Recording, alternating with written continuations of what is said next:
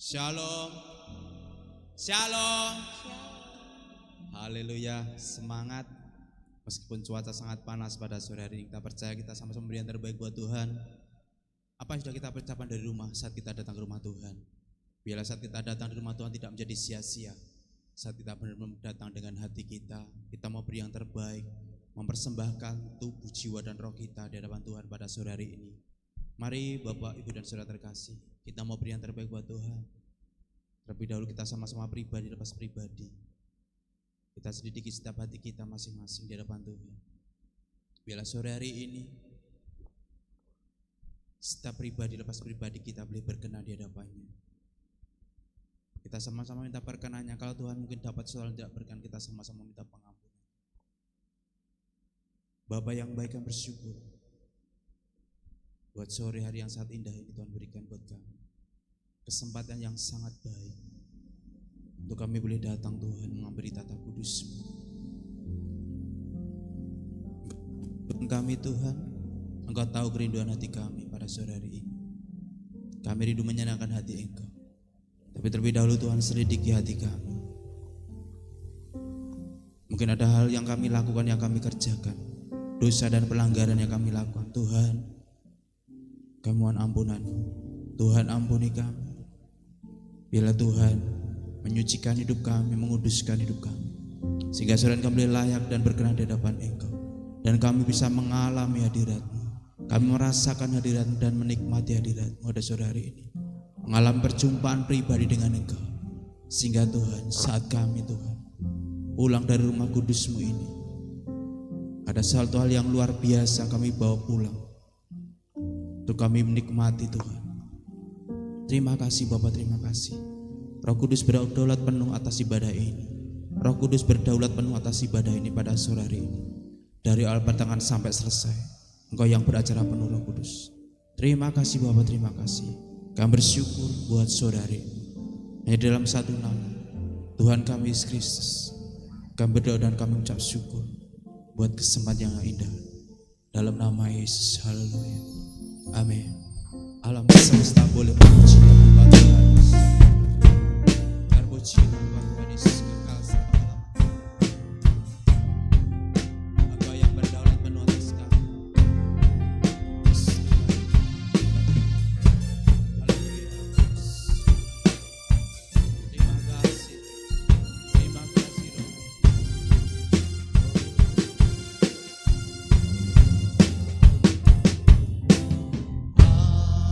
Alam semesta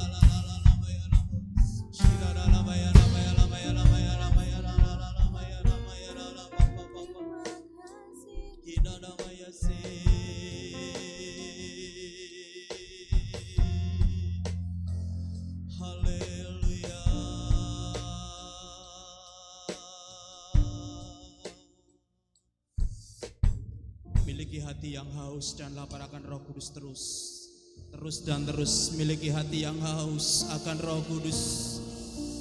Biarlah hatimu dipuaskan, rohmu dikenyangkan.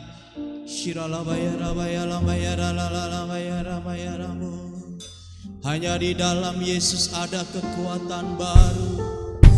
Hanya di dalam Yesus ada kekuatan yang baru. Ada urapan yang baru. Allah kami Allah yang hidup. Allah kami Allah yang hidup, yang berkuasa di surga, yang berkuasa di bumi. Hinamaya sikira lala baba ya rabaya rabaya rabaya rabaya rabaya rabaya rabaya. Tuhan, Engkau tahu isi hati umat pada sore hari ini Tuhan. Engkau tahu isi hati kami Tuhan pada sore hari ini. Hati kami haus dan lapar akan Engkau. Terus dan terus Tuhan, hati kami haus dan lapar akan Engkau. Haleluya, haleluya.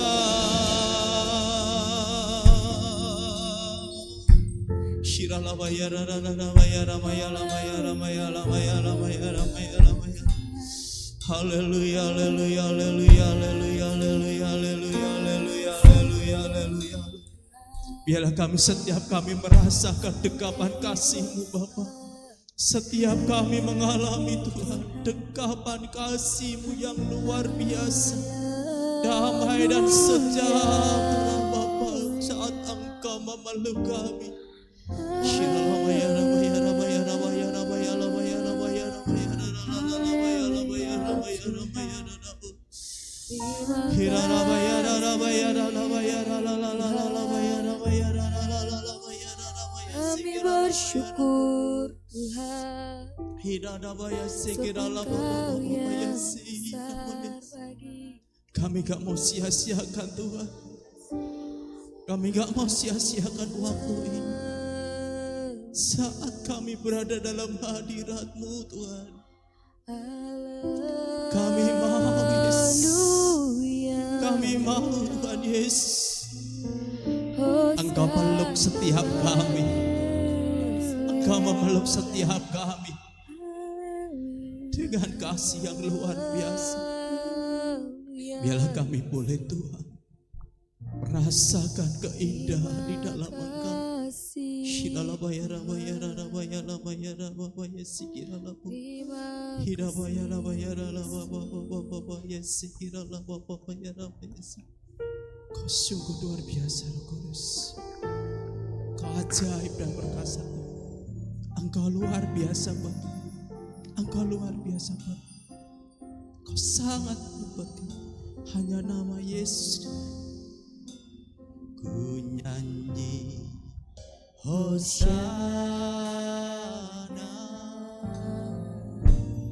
bagi Rajaku yang duduk di tahta. Aku muliakan dan ku agungkan, Kau layak disembah.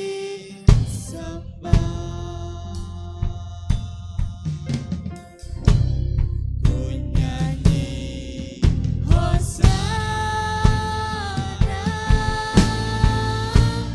bagi Rajaku yang duduk di tahta. Aku muliakan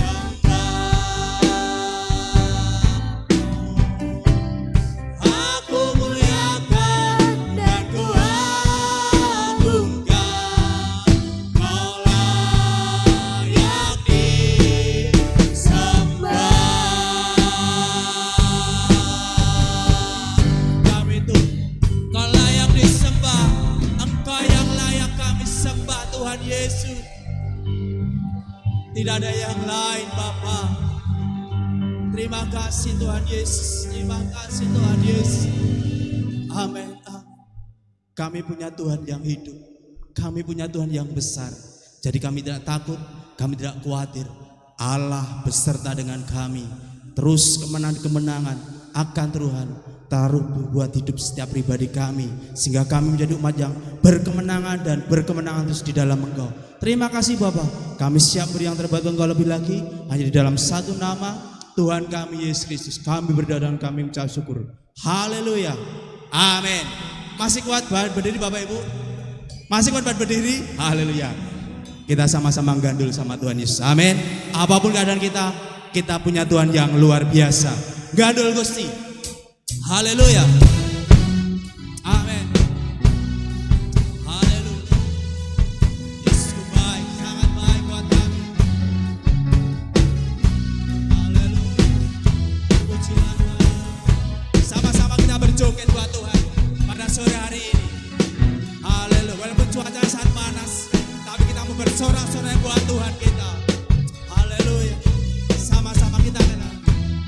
Haleluya. Gandul Gusti, gandul Gusti, gandul Gusti. Saben dina rindu wengi gandul Gusti. Amin. Gandul Gusti, gandul Gusti, gandul Gusti. Saben dina rindu wengi gandul Gusti.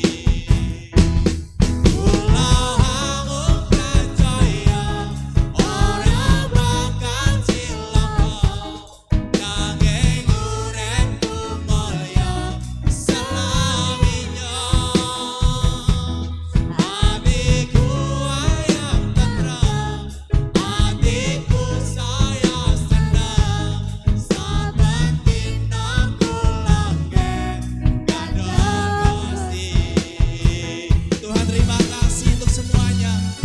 Hati kami ayam, hati kami tenang dalam Engkau Tuhan Yesus. Sama-sama kita mau kata sama Tuhan. Gandul Gusti, gandul Gusti, gandul Gusti, gandul Gusti. Amin. Saben dina rindu wengi gandul Gusti. Gandul Gusti, gandul Gusti, gandul Gusti. Amin. Saben dina rindu wengi gandul Gusti. Kula amung percaya ora bakal cilaka, nanging uripku mulya selaminya. Hatiku ayam tentrem, hatiku saya senang. Amin. Saben dina kulangke gandul Gusti. Sambil peluk hati. Kula amung percaya ora bakal cilaka saat kita benar-benar hidup dalam Tuhan. Selaminya sambil pegang dadanya. Hatiku ayam tentrem, hatiku saya senang. Saben dina kulangke gandul. Sekali lagi katakan. Kula amung percaya ora bakal cilaka, nanging uripku mulya selaminya. Hatiku ayam tentrem, hatiku saya senang. Saben dina kulangke gandul Gusti. Saben dina kulangke gandul Gusti. Saben dina kulangke gandul Gusti. Tuhan terima kasih. Engkau yang menjadi tempat kami. Hati kami terasa ayam tenteram,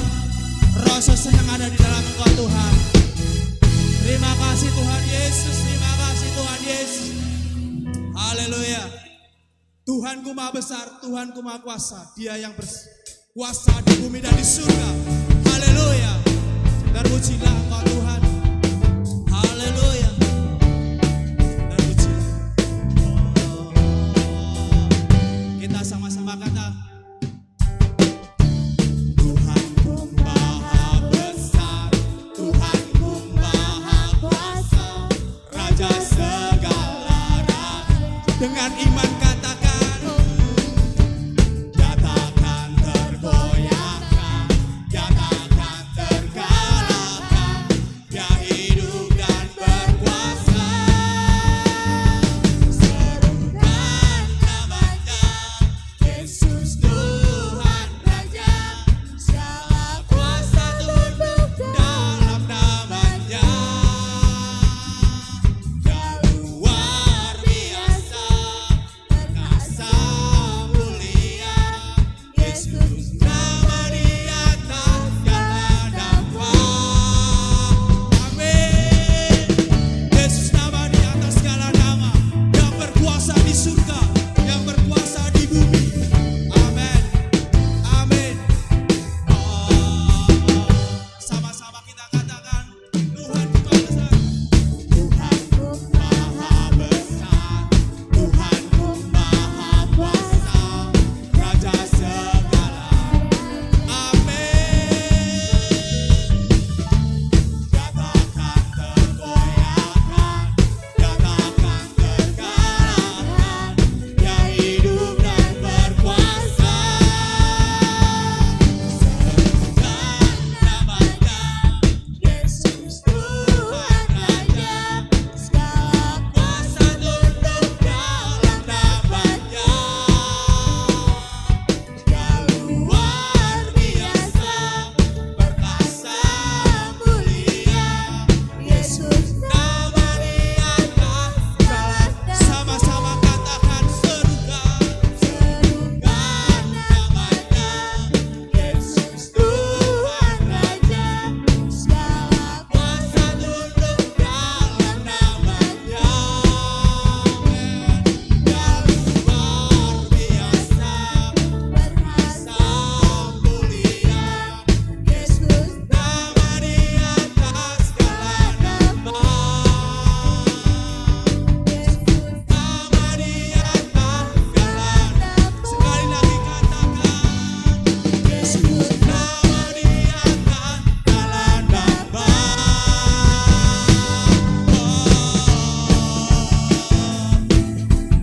Allah kami Allah yang tak tergoyahkan, tak terkalahkan. Allah kami Allah yang hidup, Allah yang luar biasa di dalam Yesus Kristus. Haleluya. Amin. Silakan duduk dalam hadirat Bapak terkasih. Kita punya Tuhan yang luar biasa. Jangan takut, jangan khawatir, jangan bimbang, jangan cemas. Dia Allah yang besar. Dia yang berkuasa atas bumi, atas surga, terlebih atas hidup kita pribadi, lepas pribadi. Saudara, kita sama-sama mendengarkan kebenaran firman Tuhan. Bila saudara kita boleh dididik, semakin hari semakin hidup berkenan di hadapan Tuhan. Dialah yang luar biasa. Mari Bapak terkasih, siapkan hati kita pribadi, lepas pribadi, supaya kita tidak salah di dalam berjalan. Terima kasih Tuhan Yesus. Kau luar biasa buat kami Tuhan. Kau luar biasa buat kami Yesus. Terima kasih Tuhan. Kau baik, sangat baik Tuhan. Haleluya. Katakan, tak usah kau takut di dalam Kau Yesus. Haleluya. Tak usah kau takut, Allah menjagamu.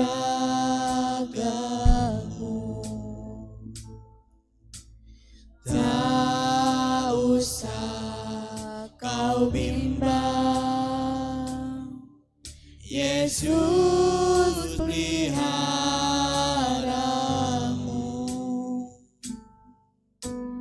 Tak usah kau susah, Roh Kudus hiburmu. Tak usah kau cemas, yang memberkatimu.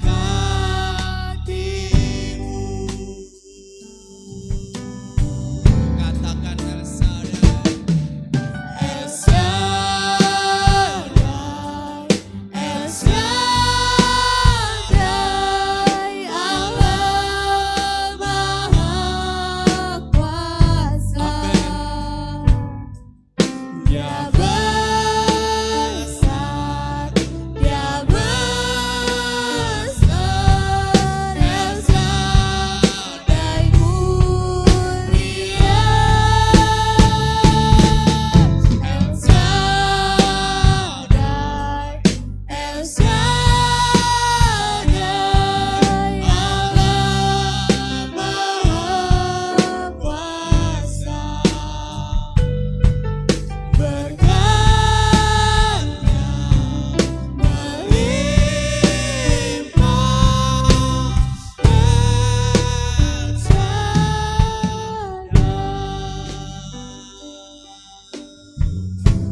Haleluya.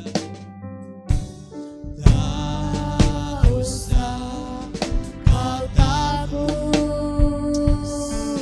Allah menjagamu. Tuhan, pujian ini tidak ada pujian. Ini ungkapan hati kami di hadapan Engkau Tuhan. Kau bimbang, Kami tidak takut, kami tidak bingung. Yesus. Kami tidak susah dan kami tidak cemas. peliharamu. Bahwa kami punya Allah El Shaddai. Tak usah kau susah, Roh Kudus hiburmu. Tak usah kau cemas,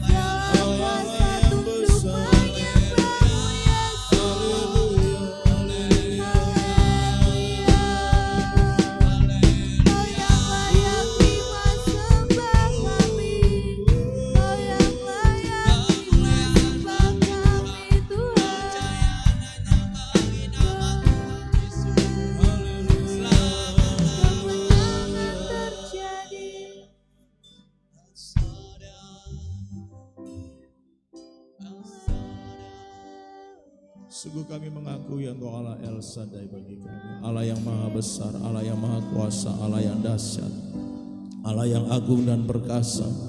Tidak ada rancangan-Mu yang gagal terjadi dalam hidup kami. Tidak ada janji-Mu yang tidak tergenapi dalam hidup kami. Setiap yang Kau firmankan, setiap yang Kau ucapkan, itu terjadi tergenapi dalam kehidupan kami. Dan tidak ada satu kekuatan manapun yang bisa menghalang-halangi Engkau bekerja dan berkarya atas setiap kehidupan kami. Tidak ada satu kekuatan manapun yang dapat menghalang-halangi Engkau Tuhan mengerjakan rancangan-Mu yang terbaik atas setiap kehidupan kami. Itu sebabnya buat kami terus percaya dan yakin Tuhan bahwa setiap apapun yang Kau janjikan atas kami, semua pasti terjadi, semua pasti tergenapi sesuai dengan kehendak Tuhan nyata atas setiap kami semua. Olehnya ya Tuhan, buat kami terus yakin dan percaya dalam setiap kondisi apapun juga Tuhan. Buat kami yakin dan percaya bahwa Tuhan selalu nyata bagi kami. Tuhan selalu bersama-sama dengan kami. Karena janji-Mu, firman-Mu berkata Engkau Allah yang Immanuel, Allah yang selalu menyertai kami. Olehnya Tuhan, buat kami terus tetap teguh di dalam Engkau. Buat kami tetap yakin terhadap setiap janji-janji-Mu. Buat hati kami tetap percaya dengan sungguh-sungguh kepada setiap apa yang Kau firmankan kepada kami, sehingga apapun yang terjadi, oh Tuhan, kami akan tetap terus berpegang erat pada setiap firman Tuhan. Kami akan terus tetap berpegang teguh kepada setiap janji-janji Tuhan. Kami tidak akan goyah karena Tuhan bersama-sama dengan kami. Terima kasih Tuhan, terima kasih saatnya Engkau menyatakan isi hati-Mu bagi setiap kami, dan buat kami mengerti memahami apa yang Tuhan sampaikan bagi kami semua. Dan tutup bungkus kami semua dengan darah anak domba Allah, jagai dengan pasukan malaikat-Mu, pagari dengan kasih setia dan tembok berapi-Mu, demi nama Tuhan Yesus Kristus. Biar setiap kebenaran yang Tuhan sampaikan, ajarkan bagi kami, dapat kami pahami, kami mengerti, dan pada akhirnya kami boleh lakukan semuanya dalam setiap kehidupan kami. Terima kasih Tuhan, terima kasih. Terpujilah nama-Mu kekal selama-lamanya.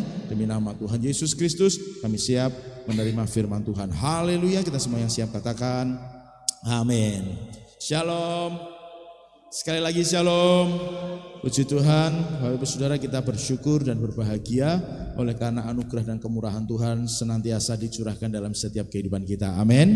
Dan terbukti bahwa anugerahnya itu tercurah bagi kita, sehingga pada saat ini, kesempatan ini kita masih diizinkan Tuhan untuk kita kembali beribadah kepadanya.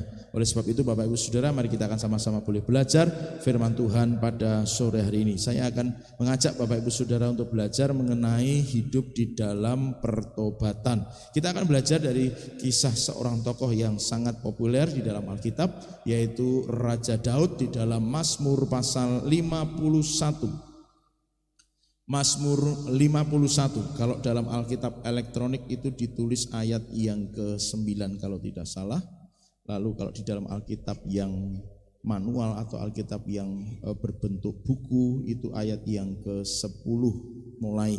Bapak Ibu Saudara, saya akan bacakan untuk kita semua mulai dari ayat yang ke-10.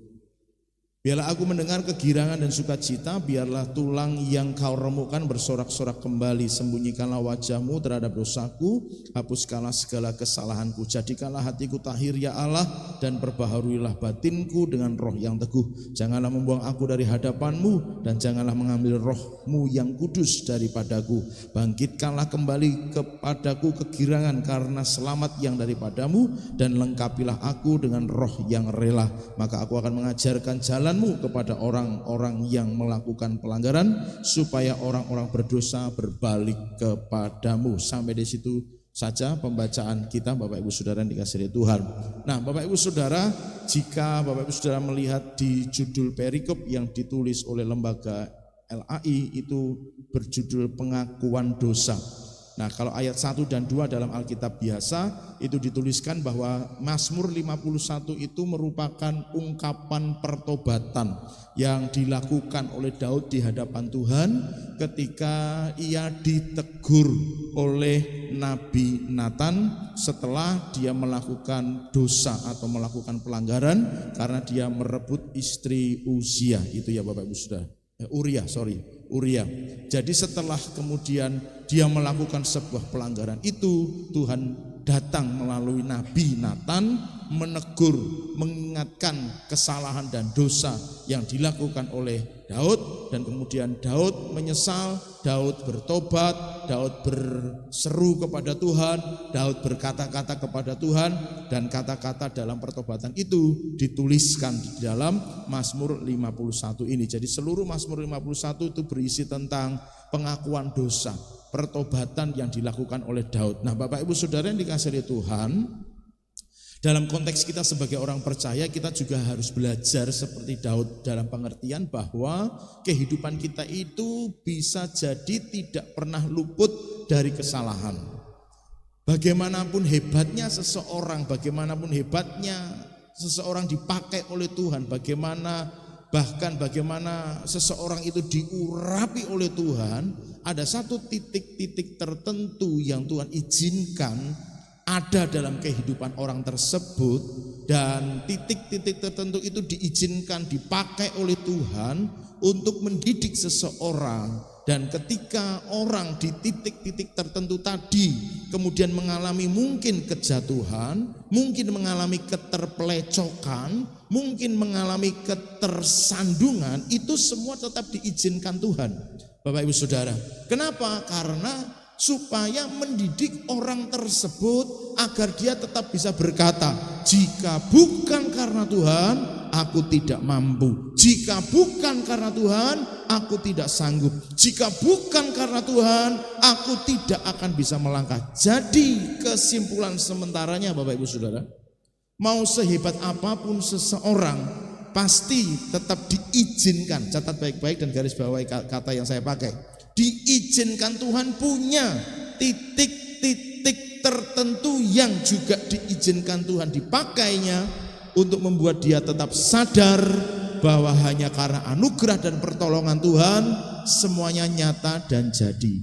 Maka dari sini yang tadi saya sebut sebagai sebuah kesimpulan, maka tidak akan pernah, saya ulang, tidak akan pernah, sekali lagi, tidak akan pernah kita menjumpai seseorang yang sempurna. Tidak akan pernah kita menjumpai seseorang yang sempurna. Maka respon kita bagaimana? Ini saya sedikit menambahkan ya, sedikit agak berbelok dari pembelajaran kita.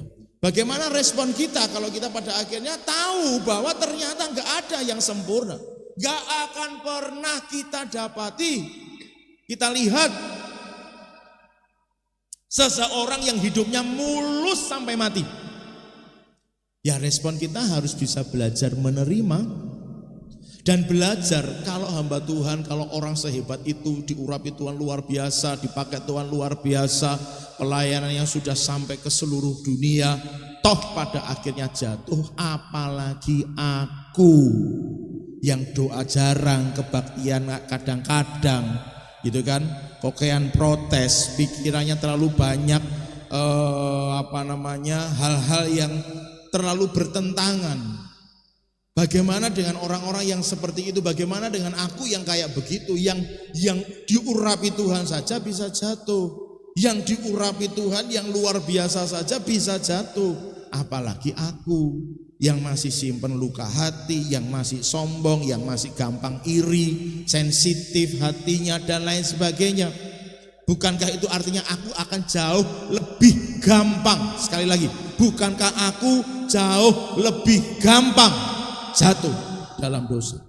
Maka itu menjadi semacam barometer. Katakan sama-sama, barometer. Artinya apa? Itu jadi tolak ukur. Oh, nek yang gitu aja bisa jatuh, aku harus jaga hati, aku harus jaga diri, aku harus jaga hidup supaya aku tidak mengalami kejatuhan. Bapak Ibu Saudara, itulah kenapa sebabnya Tuhan izinkan kita mungkin akan menyaksikan, melihat, bahkan dengan mata kepala kita sendiri, orang-orang yang diurapi Tuhan pada akhirnya mengalami titik kejatuhan. Daud yang luar biasa itu dipakai Tuhan, diizinkan Tuhan mengalami peristiwa itu supaya kita belajar daripada dia. Nah, maka dari apa yang dituliskan oleh Daud tentang pertobatan ini, Bapak Ibu Saudara, itu menjadi sangat penting untuk kita pelajari bersama-sama. Nah, oleh sebab itu Bapak Ibu Saudara, kita akan lihat yang pertama dalam ayat yang ke mana tadi? 12 Alkitab yang biasa ya. Kalau Alkitab itu mungkin ayat yang ke-10 Alkitab elektronik. Kalimatnya berbunyi begini. Jadikanlah hatiku tahir ya Allah, dan perbaharilah batinku, dan seterusnya. Kita akan berhenti di kalimat itu dulu. Jadikanlah hatiku tahir ya Allah. Nah Bapak Ibu Saudara dikasihi Tuhan, dalam terjemahan literal bahasa Ibrani ke bahasa Indonesia didapati kata itu, hati yang tahir ciptakanlah bagiku. Kalau dalam bahasa Indonesia disebutkan jadikanlah hatiku tahir, jadikanlah. Tapi dalam bahasa aslinya dipakai kata bara. Kata bara itu sama dengan kata yang dipakai di Kejadian 1 ayat 1 ketika Tuhan menciptakan. Perhatikan baik-baik. Kata menciptakan di Kejadian 1 ayat 1 itu bicara tentang yang belum ada, yang tidak ada menjadi ada. Tuhan bisa menciptakan dari yang sudah ada menjadi ada yang baru. Tuhan bisa lakukan. Dari yang sudah ada menjadi ada yang baru. Ibarat kata membayangkannya, hanya untuk membayangkan saja ya. Ibarat kata misalnya dari pohon berubah jadi kursi, jadi mebel. Itu dari yang sudah ada menjadi ada yang baru. Itu hanya untuk membayangkan. Tetapi Tuhan sangat-sangat sanggup dan berkuasa menciptakan dari yang tidak ada, kosong, nol, menjadi sesuatu yang ada. Kata bara itulah yang dipakai oleh Daud ketika dia menuliskan, ciptakanlah hati yang baru, ciptakanlah hati yang tahir, ciptakanlah hati yang murni. Maksudnya apa? Tuhan, dalam pertobatanku aku gak mau pakai yang lama, aku mau pakai hati yang baru yang Tuhan ciptakan. Jadi tidak sekedar diperbaiki, konsepnya begitu Bapak Ibu Saudara. Tidak hanya sekedar diubah sedikit, dipoles sedikit, didempul sana, didempul sini supaya jadi bagus lagi. Enggak. Daud kepingin Tuhan ciptakan, buat dari yang tidak ada menjadi ada. Maksudnya Daud ingin menegaskan, Tuhan ganti hatiku yang lama itu, ciptakan hati yang baru, ciptakan hati yang tahir dalam diriku. Tujuannya supaya dia memiliki hati yang sungguh-sungguh baru dalam mengasihi Tuhan. Hidup dalam pertobatan itu Bapak Ibu Saudara. Jadi konsep hidup kita sebagai orang percaya, bertobat itu tidak hanya sekedar momen. Oh ini momennya KKR, hatinya dijamah Tuhan, datang pada Tuhan. Oh ini momennya pujian penyembahan, datang sama Tuhan, hatinya dijamah Tuhan. Di momen itu orang luar biasa ngalami Tuhan, bahasanya begitu. Tapi pulang dari situ 2-3 hari lagi berdosa lagi, dosa yang sama. Atau berdosa lagi, dosa yang lain. Artinya hatinya tidak benar-benar diganti Bapak Ibu Saudara. Hatinya mungkin sekedar diperbaiki. Waktu di gereja ngerasain hadirat Tuhan, oh bisa luar biasa. Tetapi begitu pulang, hati yang sensitif masih terjadi dalam hidupnya, misalnya seperti itu. Dan seterusnya dan sebagainya. Maka itu artinya belum dalam pertobatan yang sesungguhnya. Maka pertobatan tidak hanya sekedar movement, kegerakan saja, atau sebuah acara, event. Pertobatan harus menjadi gaya hidup setiap orang percaya. Digambarkan begini Bapak Ibu Saudara. Bapak Ibu Saudara pernah merenung enggak? Ini saya sedikit intermezzo sedikit. Bapak Ibu Saudara pernah merenung enggak? Bapak Ibu Saudara mandi itu, kalau anduan itu setelah mandi atau sebelum mandi? Sesudah mandi. Tapi pernah merenung enggak? Anduk yang kita pakai setiap kali setelah mandi kan sudah disabun bersih. Bahkan kalau saya mandi itu 2 kali sabun loh Bapak Ibu Saudara. Menurut saya kalau cuma sekali itu masih ada licin-licinnya gitu ya. Seolah-olah menurut perasaan saya belum bersih. Tapi aneh enggak sih? Merenung enggak sih? anduk yang kita pakai setiap kali setelah mandi, bahkan sabunan 2 kali, tetap akan jadi coklat, enggak ya? Bener enggak Bapak Ibu Saudara? Bladus. Apalagi kalau sebulan, 2 bulan, 3 bulan enggak pernah ganti anduk, kelihatan sekali itu kotornya. Padahal dipakainya pasti setelah mandi kan? Gitu ya. Pasti setelah mandi. Anduk itu selalu nampak kotor. Tanda bahwa manusia itu penuh dengan noda dan dosa. Asik. Kesempurnaan hanya milik Tuhan. Haleluya. Nah Bapak Ibu Saudara, ini kasih Tuhan. Ya itu tadi intermesonya. Tetapi perenungannya begini Bapak Ibu Saudara. Bapak Ibu Saudara, waktu kita mandi, apakah selalu harus ada noda lumpur kelihatan di badan, di tubuh, baru itu alasan kita mandi? Enggak kan? Enggak. Hampir selalu tidak yang seperti itu. Tubuh ini nampak kelihatan bersih, tetapi setiap pagi dan malam atau sore orang pasti mandi, gitu ya. Anggap saja begitulah, 2 kali mandi lah begitu ya. Tidak dalam kondisi yang selalu kena lumpur, tidak selalu dalam kondisi yang terkena noda yang kelihatan, noda apapun lah begitu. Enggak.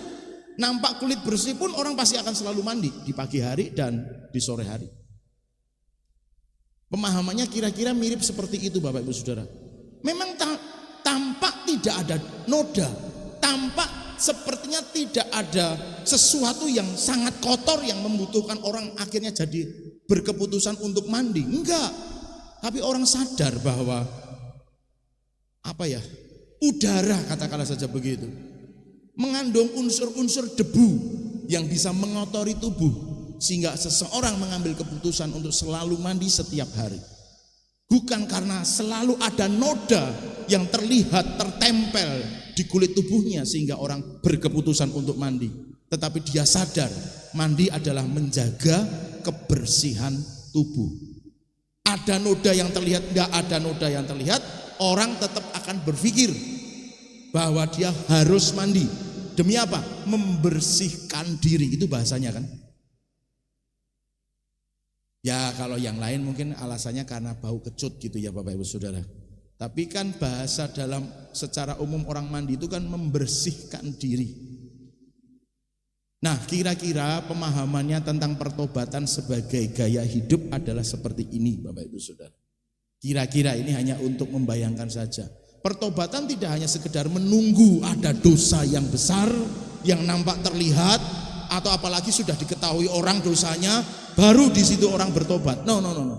Pertobatan itu setiap hari. Kadang nggak sadar pun omongan kita bisa nggak sesuai firman, harus bertobat. Kadang sikap kita bisa tidak sesuai dengan firman Tuhan, harus bertobat. Kadang pikiran kita bisa negatif, harus bertobat. Kadang yang kita dengar pun sesuatu yang negatif yang bisa mengotori dan mencemari hidup kita, roh kita, itu pun harus bertobat. Maka pertobatan tidak nunggu momen, tidak menunggu acara. Pertobatan harus kesadaran seperti orang sadar butuh mandi walaupun nggak nampak ada noda kotor. Maka pertobatan harus segera dan sering dilakukan oleh seseorang. Begitu kita dengar tentang orang ngomongin jelek orang lain, walaupun yang diomongin bukan kita, Bapak Ibu Saudara, tapi kita dengar itu sesuatu yang negatif dan sesuatu yang harus segera diberesin di hadapan Tuhan. Kasih tahu kanan kiri, katakan segera diberesin di hadapan Tuhan. Jadi pertobatan harus jadi gaya hidup kita Bapak Ibu Saudara. Artinya kita harus sesering mungkin sadar atas keterbatasan, kesadaran. Maaf, saya cuma pakai contoh saja, tapi tolong terima dengan hati yang dingin. Begitu kita males di titik tertentu, di waktu tertentu, males, itu sudah salah di hadapan Tuhan.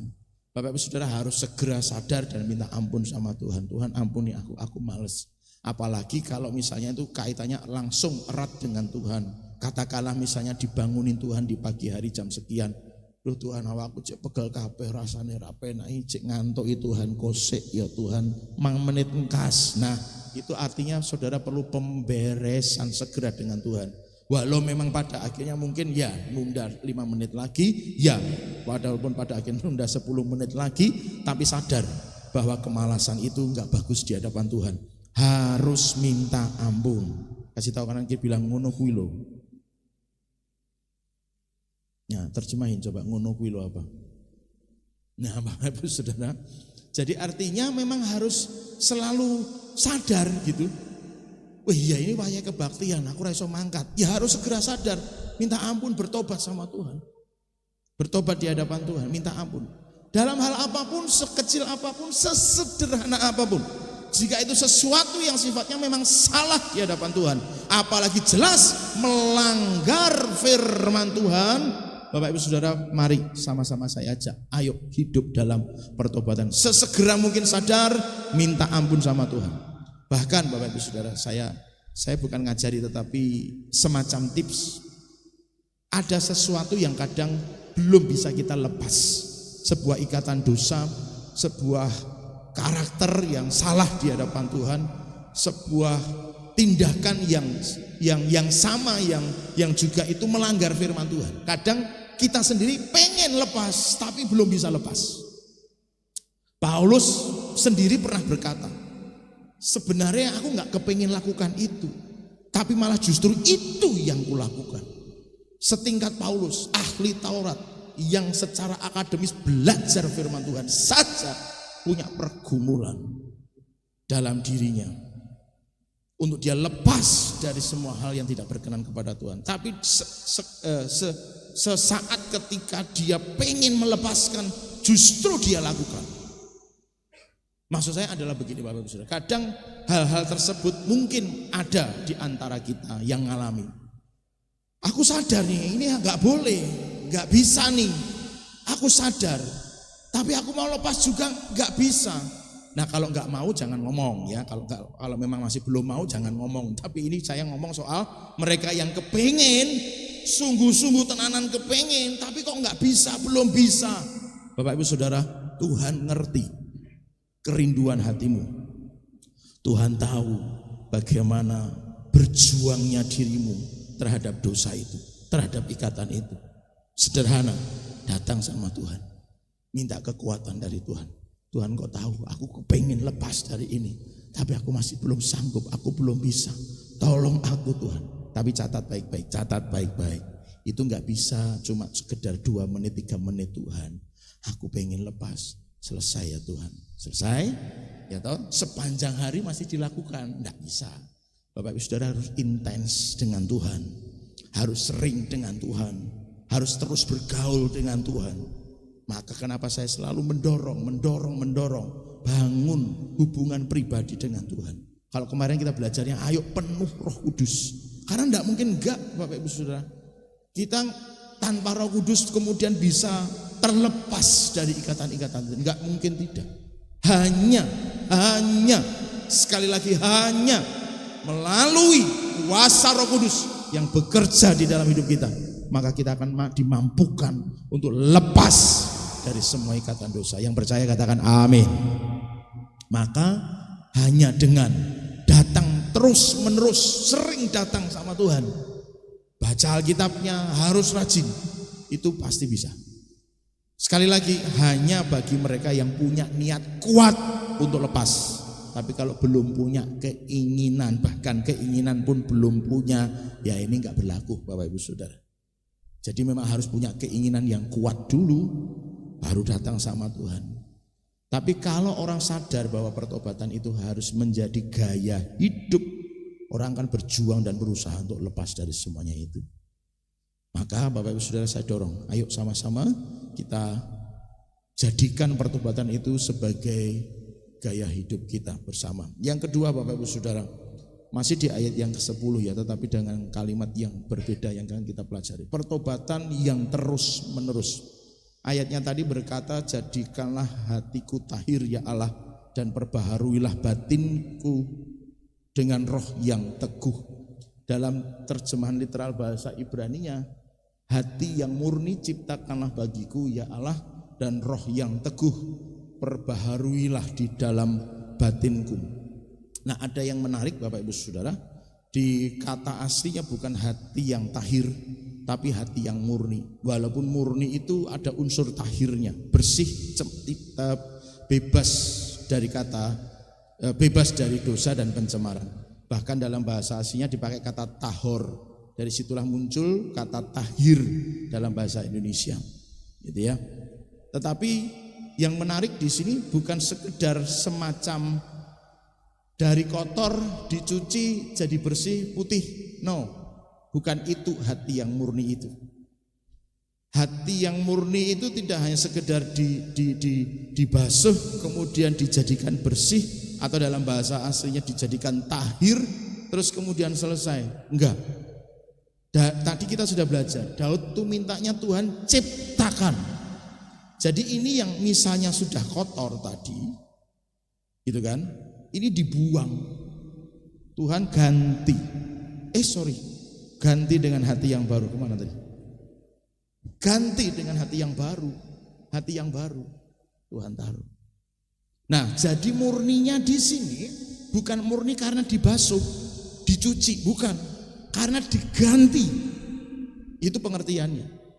Maka seharusnya orang yang ngerti tentang kata pertobatan itu tidak akan mengalami lagi seperti yang kemarin. Kalau toh orang itu tadi saya katakan ada titik-titik yang Tuhan izinkan untuk dia mengalami, diizinkan jatuh, itu bukan dosa yang dulu semestinya begitu. Pengertiannya begitu maksud saya. Pengertiannya begitu, tetapi ingat baik-baik Bapak Ibu Saudara. Setan tidak akan pernah tinggal diam. Dia tahu orang itu cacat di sini. Oh, dia itu gampang sekali dijatuhkan dalam dosa dengan cara apa? Sibuk. Maka 5 tahun lagi dia akan coba kasih kesibukan supaya orang itu jatuh lagi di dosa yang sama. Karena ketika iblis bisa menjatuhkan orang dalam dosa yang sama, ikatannya bisa lebih kuat. Itu tujuannya. Itu tujuannya. Maka Bapak Ibu Saudara mohon maaf sekali lagi tadi yang saya singgung di awal, Bapak Ibu Saudara yang merasa punya ikatan tertentu, miliki niat yang kuat. Nyuwun sewu mohon maaf sekali lagi, bila mungkin diingatkan, bila mungkin ditegur, bila mungkin ayo selesai, sudah tidak lakukan lagi. Mari sama-sama sadari. Yang sadar katakan haleluya. Yang pingsan katakan loh, pingsan dia. Nah Bapak Ibu Saudara, nah jadi kenapa dipakai kata itu gitu maksud saya adalah karena Daud ingin menggambarkan bagaimana bahwa pertobatan itu tidak bisa satu kali dan selesai untuk seterusnya hidup dalam pertobatan. Tidak bisa. Yang menarik adalah di bagian terakhir. Perbaharui itu sifatnya terus menerus. Saya tuh mau nulis continue itu buka Google loh Bapak Ibu Saudara. Bahasa Indonesia continue itu apa sih? Ternyata bahasa Indonesianya kayak begitu nulisnya. Jadi itu bukan salah ketik ya Bapak Ibu Saudara. Cari di Google bahasa baku dari continue, nanti saudara akan dapatkan itu. Artinya terus menerus. Terus menerus. Maksudnya gimana? Pada saat orang berdosa, misalnya seperti Daud katakanlah, ciptakan hati yang baru. Sudah diciptakan nih, tapi ingat tadi saya sudah bilang, setan gak akan tinggal diam. Dia pengen bisa mengikat kuat, maka dijatuhkan di dosa yang sama gitu. Keinginannya setan begitu maksud saya. Dijatuhkan di dosa yang sama. Di kemudian hari setelah katakanlah misalnya Daud diganti hatinya dengan hati yang baru, hati yang sudah tahir, iblis akan tetap mencoba menjatuhkan di dosa yang sama di kemudian hari. Maka Daud berdoa, perbaharui terus menerus Tuhan. Bahasanya seolah-olah begini, Tuhan ganti terus dengan hati yang baru. Jangan sampai pakai hati yang lama. Ganti terus dengan hati yang baru. Ganti dengan hati yang baru. Terus menerus, tidak berhenti, terus menerus. Ganti lagi dengan hati yang baru. Ganti lagi dengan hati yang baru. Pemahamannya adalah supaya konsep pertobatan itu terjadi terus menerus dalam hidup seseorang. Itu konsepnya. Maka Bapak Ibu Saudara perlu kesadaran tentang hal ini juga. Bahwa pertobatan bukan sekedar momen terjadi sekali aku bertobat, Tuhan aku menyerah, aku minta ampun, selesai, seterusnya. Terus kemudian dia akan bisa hidup dalam pertobatan. Enggak. Bukan berarti enggak mampu atau enggak bisa sekalipun di dalam Tuhan, bukan. Tapi kesadaran gitu maksud saya Bapak Ibu Saudara, bahwa hati ini masih sangat rentan. Hati ini masih sangat rapuh untuk ditipu, untuk dijatuhkan oleh setan. Maka kesadaran tentang diperbaharui secara terus menerus, hati yang terus diganti dengan yang baru, kesadaran hati yang harus terus diganti dengan yang baru ada dalam diri seseorang, agar dia ngerti bahwa pertobatan itu bukan momen sekali seumur hidup, tetapi pertobatan itu harus terus berlangsung dalam hidup seseorang. Tadi saya katakan iblis mencoba untuk menjatuhkan seseorang di dosa yang sama. Tetapi bukan berarti iblis tidak mencoba menjatuhkan orang dengan dosa yang lain. Jangan salah Bapak Ibu Saudara. Dia akan berusaha menjatuhkan di dosa yang sama, tujuannya supaya ikatannya kuat. Tapi bukan berarti dia akan hanya menjatuhkan orang dengan satu dosa saja. Oh gampang anak Tuhan itu, kasih aja hujan pasti udah gak berangkat ke gereja itu. Nah kalau udah model-model yang begitu dia akan kasih hujan terus. Selama nggak hujan sih regep ke gereja. Begitu hujan izin, apalagi Pak mohon dicarikan pengganti atau enggak telepon temennya. Ijolan ya. Kenapa? Jas hujanku sobek, aku nggak bisa berangkat pelayanan. Ini tugasku begini dan begitu gitu kan. Tuker dulu ya. Nanti kalau pas nggak hujan nanti kita tukeran. Hanya karena hujan orang bisa jatuh dalam dosa. Maka nggak perlu repot-repot cari hal yang lain. Kasih aja hujan, orang udah nggak pelayanan tukeran pelayanan. Alasannya jas hujannya sobek. Bapak Ibu Saudara, ayo jangan dianggap sepele hal-hal yang demikian. Katakan amin. Sekali lagi lebih kencang katakan amin. Jangan dianggap sepele hal-hal tersebut. Serius. Ini waktunya kita betul-betul hidup murni, tahir. Jadi jangan sampai mau dicemari oleh hal-hal tertentu Bapak Ibu Saudara. Sekalipun kondisinya mungkin di luar kekuasaan kita, tapi jangan dianggap remeh dan ya wajarlah wong itu juga. Itu kan dari peraturan, saya tidak bisa gini. Ya mungkin iya, tapi jangan dianggap sepele hal-hal yang kayak begitu. Intinya segala hal apapun itu, baik itu dalam kendali kita maupun di luar kendali kita, kalau sifatnya menjauhkan kita dari persekutuan kita dengan Tuhan dan sesama, itu perlu diwaspadai. Kasih tahu kanan kiri, katakan harus waspada. Karena ayatnya berkata janganlah menjauhkan diri dari pertemuan-pertemuan. Itu ayatnya jelas. Ada orang masih mau menyangkal lagi. Bahkan disangkal dengan ayat lagi Bapak Ibu Saudara. Kan dia salah berarti. Ayatnya jelas kok, jangan jauhkan diri kok dari pertemuan-pertemuan ibadah. Jadi semestinya orang percaya sekalipun sehari ada 7 kali pertemuan ibadah, semestinya sesuai dengan firman Tuhan, kalau mau belajar jaga hati yang murni, datang tuh 7 kali dalam sehari. Ini semestinya ya, ini belajar. Saya belum sempurna, tapi saya mau belajar hidup sesuai dengan kehendak Tuhan. Semaksimal mungkin saya akan berusaha. Jadi Bapak Ibu Saudara yang dikasihi Tuhan, pertobatan harus terus menerus. Nah, di situ disebutkan roh yang teguh itu dalam bahasa Ibrani stabil. Perbedaannya dengan kokoh. Stabil itu bisa memiliki unsur fleksibel, tidak kaku. Pemahamannya jelas sekali seperti firman Tuhan. Kemarin kita belajar ya, orang yang dianggap bodoh dalam kacamata Alkitab itu bukan berarti orang yang akademisnya jeblok, tapi pemahaman rohaninya untuk melakukan firman yang gampang aja nggak mudeng. Itulah bodoh menurut Alkitab. Bukan IQ-nya yang nggak tinggi, bukan, tetapi hanya melakukan firman Tuhan yang sederhana saja, dia nggak mampu, itu bodoh menurut kacamata Alkitab. Nah, orang yang rohnya teguh, stabil dalam bahasa aslinya tadi, adalah orang yang mampu mengadaptasi setiap kegerakan Tuhan. Itu pengertiannya. Jadi bertobat itu tidak hanya sekedar hati yang diganti selesai, tapi bagaimana dengan ketajaman panca indera rohani, kepekaan rohani dalam setiap kegerakan, movement yang Roh Kudus sedang lakukan dalam kehidupan orang percaya, baik secara pribadi mandiri maupun secara bersama korporat. Apa yang Roh sedang kerjakan? Roh Kudus ingin sedang bergerak melalui cara bagaimana? Roh Kudus sedang ingin melakukan seperti apa?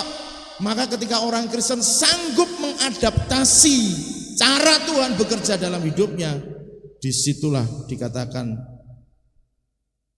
dan roh yang teguh diperbaharui dalam batinku. Roh yang teguh itu artinya stabil, bukan sekedar kuat, kokoh, tegak, tak tergoyahkan, itu namanya kaku.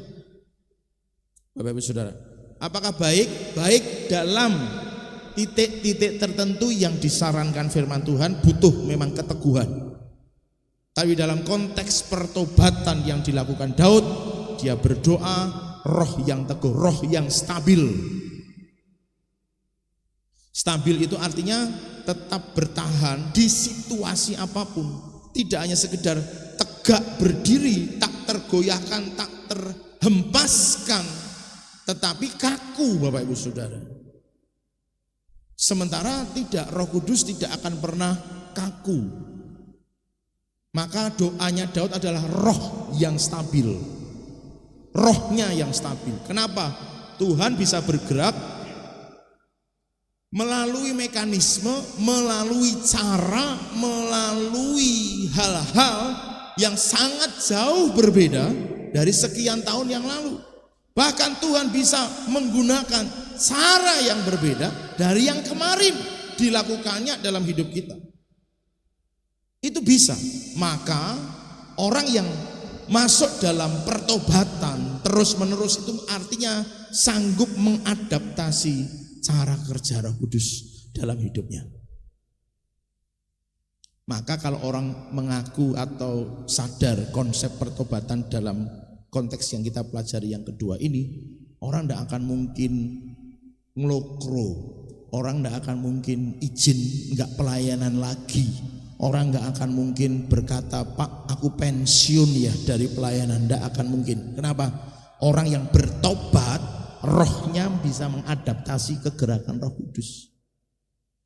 Walaupun punya banyak 1.000, 2.000, 10.000, sejuta alasan untuk pensiun dari pelayanan, tapi kalau orang ngaku dirinya bertobat, rohnya itu stabil, bisa mengadaptasi kegerakan. Jadi nggak mungkin orang akan berhenti melayani karena bertobat. Bertobat itu salah satunya adalah rohnya bisa ngikutin kegerakan Roh Kudus. Justru semakin menyala, semakin, saya pakai istilah yang mungkin kurang enak didengar, tua-tua keladi, semakin tua semakin menjadi rohnya, spiritnya, semangatnya, gairahnya. Yang setuju katakan haleluya. Iya. Maka kenapa saya sebenarnya tidak pernah mengizinkan, saya ya, kalau Tuhan saya nggak tahu urusan pribadilah dengan seseorang. Buat saya, karena saya punya prinsip begitu berdasarkan firman Tuhan, maka saya sebenarnya tidak mengizinkan orang pensiun pelayanan itu enggak. Karena tidak ada kata pensiun di dalam Tuhan, katakan amin. Toh pelayanan juga tidak harus pelayanan yang nampak, begitu Bapak Ibu Saudara. Anda jadi pendoa yang tidak kelihatan, yang mungkin tiap hari Selasa datang ke gereja seorang diri pinjam kunci dan berdoa nggak ada yang tahu. Saudara berdoa buat pekerjaan Tuhan, buat kota, buat bangsa. Anda lakukan sendiri, orang tidak ada yang tahu, tapi itu pelayanan Anda kepada Tuhan, katakan haleluya. Saya pernah bilangkan sama saudara, ada seorang nenek yang pelayanannya cuma menggelar tikar dan menggulung tikar untuk doa pagi di gerejanya. Dan ketika dia dilarang karena gembala merasa sudah sepuh, kasihan, dia justru berkata, Pak, pelayanan saya tinggal ini yang bisa saya lakukan. Kalau Bapak suruh saya berhenti melakukannya, saya mau pelayanan apa lagi? Sudah sepuh Bapak Ibu Saudara, tidak ada yang pensiun pelayanan karena rohnya stabil. Setiap kegerakan yang Roh Kudus kerjakan dia akan ikut. Kalau dia ngikut setiap kegerakan yang Roh Kudus berikan, mau sampai kapanpun, dia pasti akan dipakai Tuhan dalam pelayanan-pelayanannya. Katakan haleluya. Ayo yang belum pelayanan, yang merasa sudah cukup pelayanan, yang memutuskan kemarin pensiun pelayanan, kembali pelayanan semuanya. Jawel kanan kiri bilang pelayanan terus. Siapa yang dijawel Bu Gembala itu?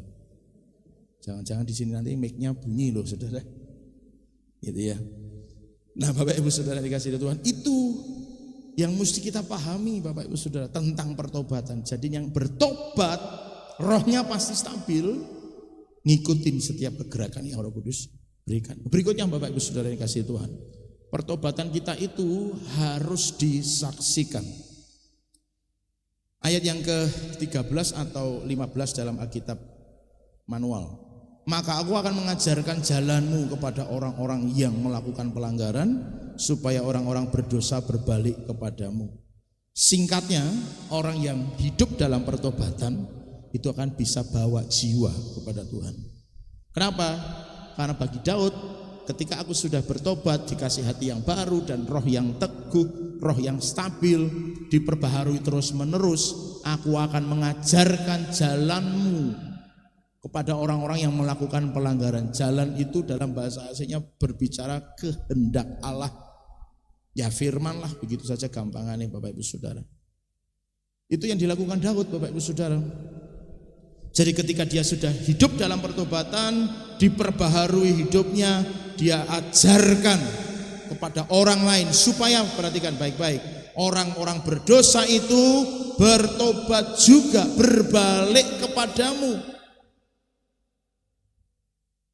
Berbalik kepada Tuhan, orang-orang berdosa yang di sana itu, karena aku sudah bertobat, aku sudah diperbaharui, aku sudah diganti dengan yang baru, aku akan membawa orang untuk juga bertobat, membawa orang kembali kepada Tuhan, membawa orang untuk mengikuti kembali jalan-jalan Tuhan. Gereja yang seluruh jemaatnya, seluruh orang-orang percaya yang ada di dalamnya hidup dalam pertobatan, percaya berdasarkan firman Tuhan ini, maka tuaian raya akan terjadi. Nah pertanyaannya, sudah 57 tahun pertambahan jiwa-jiwa belum ada. Jadi kemungkinan berdasarkan ayat ini belum bertobat. Karena yang sudah bertobat akan ngajarin orang hidup dalam pertobatan. Bukan sebaliknya. Kasih tahu kanan kiri, jangan sebaliknya ya. Katanya orang Kristen yang maju, katanya orang Kristen yang taat, katanya orang Kristen yang hidup dalam pengurapan dipakai Tuhan, tapi masih suka, saudara tahu ya bahasa ini,